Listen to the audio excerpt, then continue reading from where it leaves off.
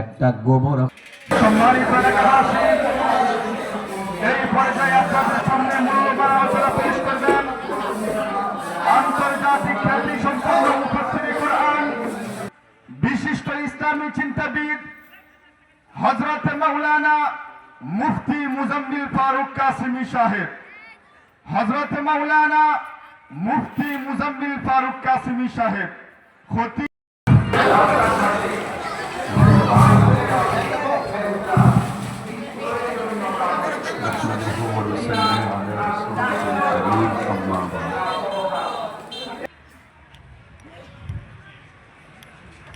فأعوذ بالله من الشيطان الرجيم. بسم الله الرحمن الرحيم. مثل الجنة التي وعد المتقون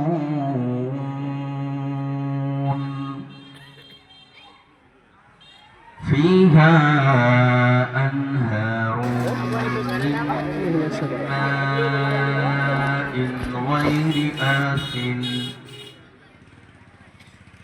وأنهار من لبن لم يتغير طعمه وأنهار من خمر لذة للشاربين وأنهار من عسل مصفى ولهم فيها من كل الثمرات ومغفرة من ربهم كمن هو خالد في النار وسقوا ماء حميما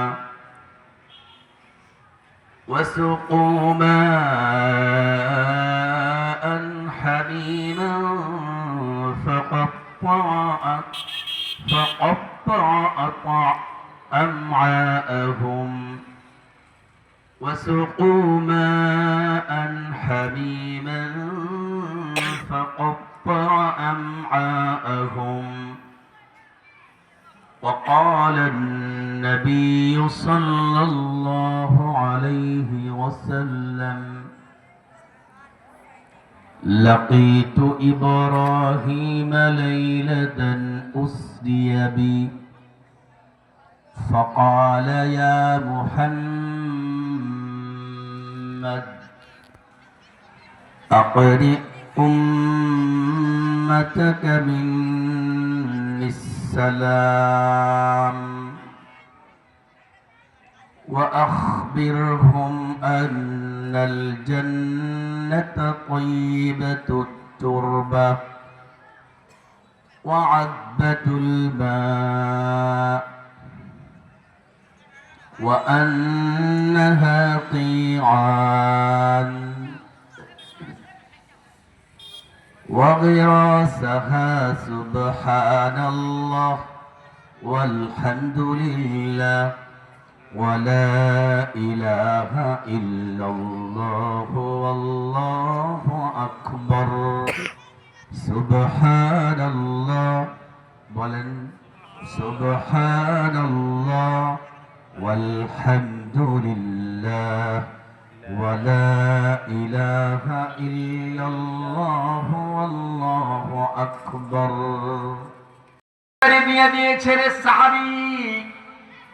আমারে বইলা দিছে ইয়া মুহাম্মদ আকরি উম্মাতাকা মিনিস সালাম।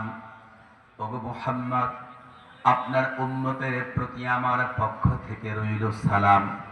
আমি আপনার উম্মতের শান্তি কামনা করে সালামটা পৌঁছাইয়া দিলাম।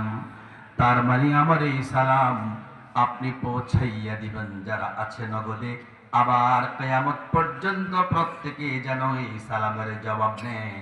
আমার আল্লাহ করলেন কি ওই সালামের জবাবটা নামাজের ভেতরে ঢোকায়া দিছেন।